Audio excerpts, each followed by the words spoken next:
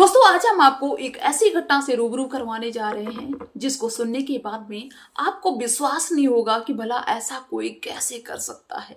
एक फौजी अपनी पत्नी को सरप्राइज देने के लिए सोचता है कि मैं अपनी पत्नी को बताऊंगा नहीं, छुपके से छुट्टी ले लूंगा और अचानक से अपनी पत्नी के सामने पहुंचूंगा तो मेरी पत्नी मुझे देख के शॉक्ड रह जाएगी, खुश हो जाएगी। वो कैसा मंजर होगा जब मैं अपनी पत्नी के सामने अचानक से खड़ा हो जाऊंगा। दोस्तों यही विचार बनाता है वो फौजी और चल देता है छुट्टी लेके अपनी पत्नी को बिना बताए और पहुंच जाता है अपने घर के दरवाजे पे। और पत्नी जब गेट खोलती है तो वो अपने पति को देख के शॉक्ड रह जाती। वो खुश नहीं होती बल्कि उसकी रूह कांप जाती है। और पति अपने घर के अंदर जब जाता है फौजी पति, तो अंदर वो क्या देखता है जिसको देख के फौजी के पैरों के नीचे से जमीन खिसक जाती। दोस्तों ये सच्चाई जब आप भी जानेंगे, आप भी सुनेंगे तो आपकी भी रूह कांप जाएगी। तो आइए दोस्तों इस पूरी घटना के बारे में हम आपको बताते हैं। तो आप सभी का बहुत बहुत स्वागत है मेरी YouTube चैनल में एक और सच्ची घटना में। दोस्तों ये सच्ची घटना है पंजाब के अमृतसर की। अमृतसर में एक फौजी जिसका नाम सुखदेव था और उसकी शादी आज के लगभग 4 साल पहले एक जसविंदर कौर नाम की लड़की के साथ में हुई थी। तो इनका समय जो था बड़ा अच्छे से गुजर रहा था। लेकिन जो सुखदेव की पत्नी थी वो अपने सास ससुर से अलग यानी थोड़ी दूरी पे रहती थी, एक किराए का कमरा लेके, किराए का मकान लेके। और पति तो अपनी ड्यूटी पे चला गया और वो अकेले उस कमरे में रहती थी। यूं ही दोस्तों समय बीतता जाता है। जो जसविंदर कौर थी वो अपने फौजी पति से फोन करती है, रोती है कि मुझे तुम्हारी बहुत याद आती है, तुम जल्दी से आ जाओ, छुट्टी ले लो। पति समझाता है कि तुम चिंता ना करो, हम बहुत जल्दी आ जाएंगे। दोस्तों यूं ही समय बीतता चला जाता है। लेकिन इसी दौरान क्या होता है कि भाई आजकल फोन तो सबके पास में है, ऐसा तो कोई है ही नहीं जिसके पास में फोन नहीं। और ज्यादातर सभी यूट्यूब, फेसबुक, इंस्टाग्राम चलाते हैं। तो ऐसे ही जसविंदर कौर भी फोन चलाती थी, इंस्टाग्राम चलाती थी। इंस्टाग्राम पे इसकी एक लड़के से पहचान होती है जिसका नाम था कुलवंत। वो उसके ही मोहल्ले का था।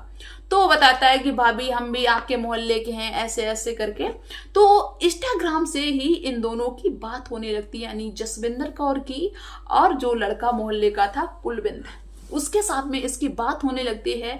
और दोस्तों बात धीरे धीरे इतनी बढ़ जाती है कि एक दूसरे से फिर नंबर भी अपना लेते हैं, नंबर एक्सचेंज करते हैं और फोन से बातें होने लगती हैं। और फोन से ऐसी बातें होने लगती हैं कि भाई जीने मरने की कस्में खाने लगते। यहाँ तक कि जसविंदर कौर अकेले रहती थी, रूम पे कोई ना आता ना जाता।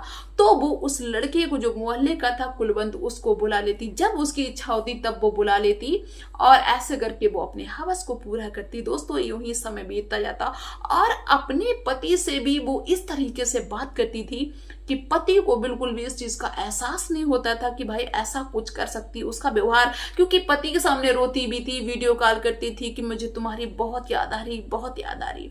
ऐसे करके दोस्तों 1 साल का समय बीत गया और 2 साल का समय बीत गया। और इसी बीच में पता और क्या हुआ कि जो कुलवंत का एक दोस्त था उससे भी, मतलब कुलवंत के जरिए उससे भी दोस्ती हो जाती है जसविंदर कौर की। यानी कि कुलवंत और कुलवंत का जो दोस्त था दोनों से दोस्ती हो जाती है और दोनों ही राजी बाजी से दोनों साथ में आते हैं और दोनों उसका शोषण करते हैं, अपना समय बिताते हैं और चले जाते हैं। और दिन भर वो फोन से बात करती, घर में कोई दूसरा है नहीं।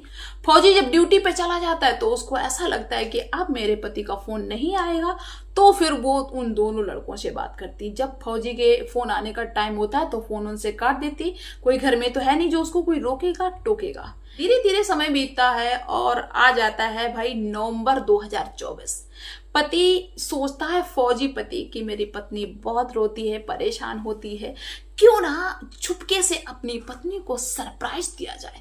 दोस्तों इसी विचार से फौजी ने 10 नवंबर 2024 को छुट्टी ली और अपनी पत्नी को बताया नहीं कि मैं आ रहा हूं। और छुपके से भाई फौजी चल देता अपने घर के लिए, अपनी पत्नी के लिए सामान खरीदता है, गिफ्ट खरीदता है कि अपनी पत्नी को दिखाएंगे, देंगे तो वो देख के खुश हो जाएगी। भाई फौजी साहब सामान लेके चल देते हैं अपने घर के लिए और पहुंचते हैं अपने घर के दरवाजे पे और जो डोरबेल थी उसको बजाते हैं। रात के 9 बजे पहुंचते हैं 11 नवंबर को। तो भाई पत्नी सोचती है कि चलो कोई आया होगा मोहल्ले का। पत्नी गेट खोलती आके, और जैसे ही उसने देखा कि सामने उसका पति खड़ा हुआ है, उस जसविंदर कौर की रूह कांप गई और वो शॉक्ड रह गई, और वो यहां तक कि बिगड़ने लगी कि तुमको बताना चाहिए, बिना बताए तुम कैसे आ गए। अब सुखदेव बहुत ज्यादा हैरान कि मेरी पत्नी खुश नहीं हुई मुझे देख के, ऊपर से मुझसे बिगड़ रही, आखिर में मामला क्या है। पति को समझ में ना आए कि मेरी पत्नी ऐसा बिहेव क्यों कर रही। पति सीधा अंदर चला गया और अंदर जाके देखता है कमरे में कि 2 लड़के हट्टे कट्टे नौजवान वो बैठे हुए शराब पी रहे हैं। पति बहुत ज्यादा हैरान। अब दोस्तों वहां का जो माहौल था बहुत ज्यादा गर्म हो जाता है। वो लड़के निकलने की कोशिश करते हैं और फौजी गाली गलौज करता है। लड़के तो जैसे तैसे निकल गए, लेकिन फौजी ने अपनी पत्नी जसविंदर को मारना शुरू कर दिया। वो पैरों पे गिर जाती है अपने फौजी पति की कि मुझे माफ कर दो, और इनसे मेरा कोई वैसा रिश्ता नहीं, ये मेरे सिर्फ दोस्त हैं, इनसे दोस्ती है इसीलिए आ गए थे, पार्टी कर रहे थे, ऐसे करके दुनिया भर की वो बातें करती। लेकिन फौजी पति का दिमाग सनक जाता है। फौजी कहता है कि अब मैं घर पे ही रहूंगा और अपनी नौकरी भी छोड़ दूंगा, यहीं पे रहूंगा, तेरे पास में देखूंगा तू यहाँ पे क्या कर रही, तू अकेले रह रही है तो ये गुल खिला रही है। दोस्तों उसी दिन से फौजी पति में पत्नी में दोनों में इतनी लड़ाई होने लगी, घमासान लड़ाई होती है। और जो पत्नी का फोन था वो भी सुखदेव छीन लेता है उस औरत का। उन लड़कों से मई बात करना भी बंद हो जाता है, मिलना जुलना भी बंद हो जाता है, और पति दिन रात उसको मारता पीटता भी, टॉर्चर करता है। और आम सी बात है कि भाई कोई भी ऐसा करेगा तो किसी का भी पति बर्दाश्त नहीं करेगा। दोस्तों यूं ही 8-9 दिन का समय बीत जाता है। 20 नवंबर 2024 को जब रात बीत जाती है, सवेरा होता है, तो ये जो जसविंदर कौर थी ये मोहल्ले में भागती है, चीखती है, चिल्लाती कि देखो मेरे पति को क्या हुआ, मेरे पति को क्या हुआ। दोस्तों सभी लोग आते हैं, देखते हैं कि जो सुखदेव था यानी जसविंदर कौर का पति था वो मर चुका है। आप सभी लोग हैरान कि भाई इतना अच्छा खासा लड़का अभी छुट्टी आया है, इसको क्या हो गया, अचानक से इसको क्या हो गया। जसविंदर बताती है कि आराम से लेटे हुए थे, शाम को खाना पीना खा के लेटे हुए थे, और पता नहीं अचानक रात में इनको क्या हुआ। सवेरे मैंने इनको जगाया तो ये जगे नहीं। अब सभी लोग हैरान, ससुराल के लोग भी परेशान, मोहल्ले के लोग। अब भाई पुलिस को भी सूचना दी जाती है, पुलिस भी पहुंचती है, और पुलिस पत्नी से पूछने की कोशिश करती है, लेकिन पत्नी रो रो के ऐसी हालत बना रखी, रो पागल हुई जा रही कि पुलिस कुछ भी उससे पूछ ही नहीं पा रही। जैसे पुलिस पूछने की कोशिश करती है वो चीखती है, चिल्लाती है। पुलिस बहुत ज्यादा हैरान। भाई उस बॉडी को भी उठाया गया, पोस्टमार्टम के लिए भेजा गया। अब पुलिस ये सोचती है कि भाई यहाँ पे कहीं कोई सीसीटीवी कैमरा लगा हो जिसके जरिए मुझे पता चल पाए, तो पुलिस कोशिश करती है, लेकिन उसके आसपास तो कोई कैमरा नहीं था, लेकिन कुछ दूरी पे कैमरा लगा हुआ था। उस कैमरे से इसके घर को थोड़ा थोड़ा कैप्चर कर रहा था, तो उसमें ये दिख रहा था कि 2 पुरुष इसके घर के मतलब अंदर जाते हैं, गेट खुलता है और अंदर जाते हैं, और लगभग आधे घंटे बाद दोनों पुरुष बाहर आते हैं।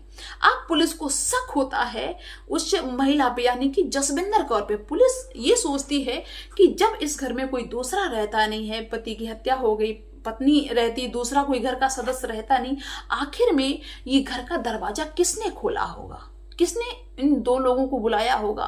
शक होता है पुलिस को पत्नी पे। उसका फोन चेक करते हैं तो फोन में कॉल डिटेल में वो सारे नंबर देखते हैं, सर्विलांस पे लगाते हैं, उससे सब कुछ मतलब पता चलता है कि इस नंबरों से इतनी बात होती है, ऐसे ऐसे करके। तो पुलिस को शक जो था और बढ़ जाता है। पुलिस सख्ती करती है जसविंदर कौर पे, तीखे सवाल करती है। जसविंदर कौर टूट जाती है और जसविंदर कहती है कि हाँ मैंने ही मारा है अपने पति को, फौजी पति को मैंने ही मारा। पुलिस हैरान, और जो भी सुनता वो हैरान कि अभी रो रो की पागल हुई जा रही थी, आए इसने अपने पति को कैसे मार दिया, किसी को भरोसा नहीं हो रहा। जसविंदर कौर कहती है कि मेरा इन 2 लड़कों से, उनका नाम बताया कि कुलवंत और उसके दोस्त से मेरा संबंध था, मेरा रिश्ता था, उनको मिलने के लिए बुलाते थे, लेकिन ऐसे ऐसे अचानक मेरे पति घर पे आ गए, उन्होंने मुझे देख लिया और उस दिन से उन्होंने मेरे पे सख्ती कर दी, मिलना जुलना बंद हो गया, फोन से बात भी करना बंद हो गया और दिन रात मुझे मारने लगे, जिसके चलते हम इतना ज्यादा परेशान हो गए थे, यहाँ तक कि मेरे पति ने कह दिया कि हम नौकरी भी छोड़ देंगे। तो मुझे ऐसा लग रहा था कि जब ये मेरे सर पे ही रहेंगे तो हम ऐसे कैसे जी पाएंगे, मेरी जिंदगी खराब हो जाएगी। तो मैंने अपने दोनों प्रेमियों के साथ में मिलकर विचार बनाया कि अब मुझे क्या करना चाहिए। तो मेरे दोनों प्रेमियों ने मुझे सलाह दी कि इसको रास्ते से हटा दिया जाए, और 20 नवंबर की रात को मैंने पूरा प्लान जैसा बनाया था उसी के मुताबिक मैंने अपने दोनों प्रेमियों को बुलाया और घर पे बुलाया, दरवाजा खोला घर पे आए और मेरे पति सोए हुए थे, क्योंकि मैंने नशा की गोली उनको खाने में पहले दे दी थी।